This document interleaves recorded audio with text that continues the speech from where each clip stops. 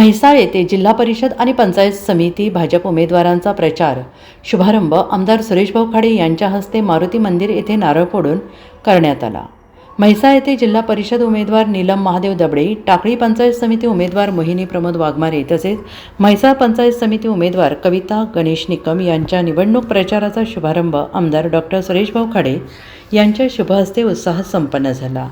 या प्रसंगी आमदार डॉक्टर खाडे यांनी उपस्थित कार्यकर्ते आणि मतदारांशी संवाद साधत विकासाभिमुख नेतृत्वाला पाठिंबा देण्याचे आवाहन केले।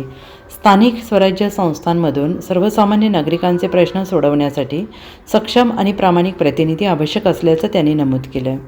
या कार्यक्रमास परिसरातील नागरिक, पदाधिकारी, कार्यकर्ते आणि समर्थक मोठ्या संख्येने उपस्थित होते। प्रचार शुभारंभाच्या निमित्ताने परिसरात उत्साहाचे वातावरण निर्माण झाले।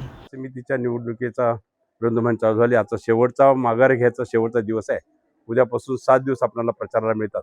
त्यामुळे आज मी म्हैसाळमध्ये आहे। म्हैसाळमध्ये पण आमचे चांगले तगडे उमेदवार आहेत।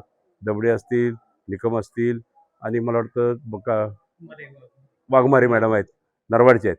असे तिन्ही उमेदवार तगडे उमेदवार इथं लागलेले आहेत, टाकळी बोलवाडचे। आणि ह्या दृष्टिकोनातून आज म्हैसाळचा जर विभाग बघितला, सगळा बघितला, तर आज इथं जवळ म्हैसाळ आणि ह्या परिसरातली ह्या जिल्हा परिषद गटातली कामं झालेली आहेत। राहिलेली कामं 25% आहेत।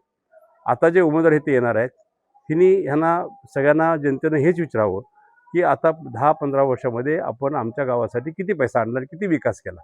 विकास हा महत्त्वाचा आहे। विकास सेंटर करून आपण सगळ्यांनी मतदान करावं, ह्या दृष्टिकोनातून आम्ही विनंती करायला आलेलो आहे। आणि सगळ्या माता बहिणी आणि सर्व मतदार बंधूंना सगळ्यांना माझी विनंती आहे, विकासाबरोबर आपण चला।